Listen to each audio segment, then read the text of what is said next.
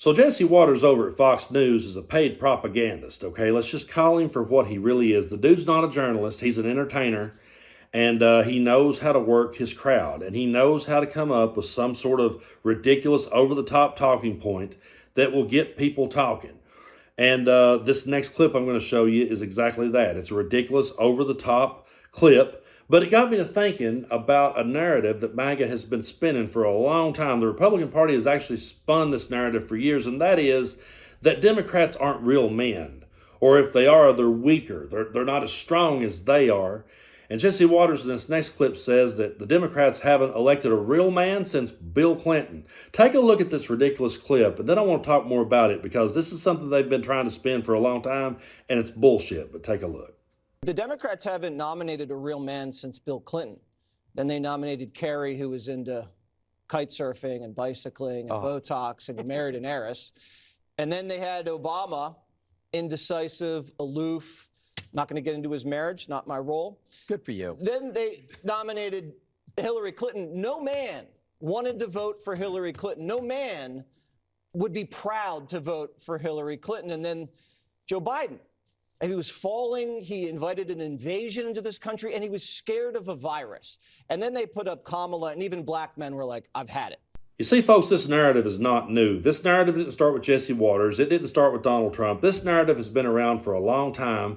The Republican Party has always tried to spin it that they're the more manly men, and anybody that votes Democrat isn't as macho or as manly as they are. And it's been going on for a long time. But notice what he did right there. He goes back and he starts with Bill Clinton. And he says Bill Clinton was the last real man that the Democrats ever put up. But if you go back and think back on the Bill Clinton years, they was always giving Bill Clinton grief. They were always saying that that Hillary was actually the one in charge and calling the shots. They used to say all the time that she wore the pants in the family. So they weren't calling him a manly man back then. That's just where Jesse Waters wanted to start, I guess, because he figured it'd make him look cool. I don't know. But they treated Bill Clinton the same way. And then you come up to John Kerry. Okay, John Kerry was a Vietnam veteran standing there with the shrapnel in him. He paid the ultimate price, went out there, served his country, and came home and continued to serve his country here. And they found a way to make that guy look less manly than George W. Bush, who cosplayed. Remember when he put on the military outfit, got up there and said, mission accomplished? He was cosplaying before Trump and trying to make himself look more manly. And when it was George W. Bush's time to serve, he ducked and dodged and didn't do it. And then notice when he comes to Barack Obama, of course he can't say that the first black man that was ever elected was a real man. He can't say that, and he has to throw his jabs in there and say, well, I'm not going to get into his family life. And that was a direct jab and a direct bone through to all the conspiracy theorists to spread that ridiculous, disgusting conspiracy theory that Michelle Obama is a man. That was what he was doing there. Had to take his shots, had to get his insults in on Obama, and then says that no real man wanted Hillary and no real man wanted Kamala Harris. And I beg to differ because I have voted for everyone that the Democrats have put up since I was able to vote. I wasn't able to vote for Bill Clinton because I wasn't old enough. But my first election, I voted for Al Gore. I voted for John Kerry. I voted for Barack Obama 3 times because I voted for him in the primary against Hillary in 2008. And then I voted for him twice for president. I voted for Hillary and I voted for Kamala. And in every scenario where I did that, I did not do that because they were Democrats. I did that because in every scenario, I felt like that they were the best people for the job. And I felt like that their views and their values and their principles came closer to aligning with me and came closer to being for the good of the whole country than anyone else that was on the ticket. And do I think that any of those candidates I just named were perfect? Hell no, I don't. I don't think any of them were perfect. I think all of them had their flaws. But at the end of the day, when I looked at what I had in front of me, I'm looking at what I had in front of me and I realized I've got to go with the most qualified person who will put the good of the country and who will value the Constitution, who will value the rule of law, who will value the way that things actually work. That's the people that I cast my vote for. And you really want to have a conversation about being a real man when Donald Trump is the face of your party? That guy's a real man. Donald Trump, one of the most weak and fragile individuals that we have ever seen on the world stage. And you're going to sit and say that he's more manly than Barack Obama or he's more manly than John Kerry? It's absolutely ridiculous that anyone would say that with him being your front runner, because I do believe that a real man wouldn't talk to women the way that Donald Trump has. I think a real man wouldn't be found liable of abuse and wouldn't defame a woman the way that Donald Trump has. I think a real man wouldn't mock the disabled the way that Donald Trump did. I think a real man would respect veterans and not call them suckers and losers.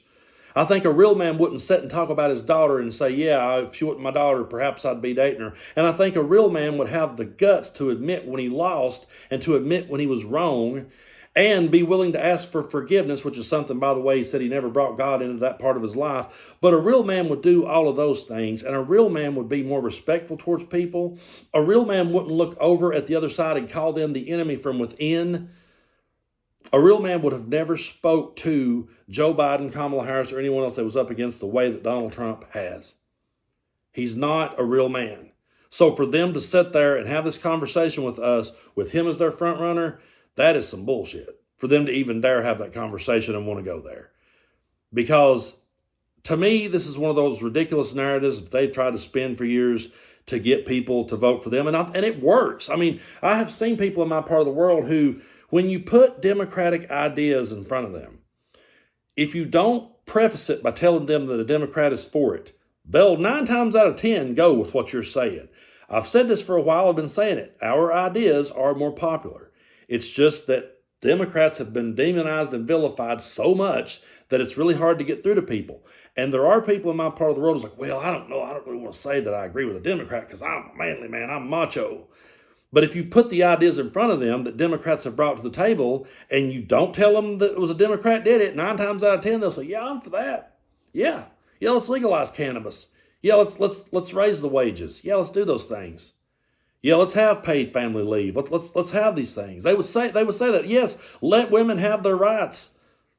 A good chunk of them, if it was their daughter, would be screaming that she should have the right. But they don't, because they bought into these bullshit kind of narratives that's been here long before Jesse Waters ever came down the pike. He's just continuing to push this stuff forward. He's just continuing to go on with it. And there will be people buy into it. And there will be a whole lot of people that will go out there and they will vote Republican because, well, I don't want to look like a sissy.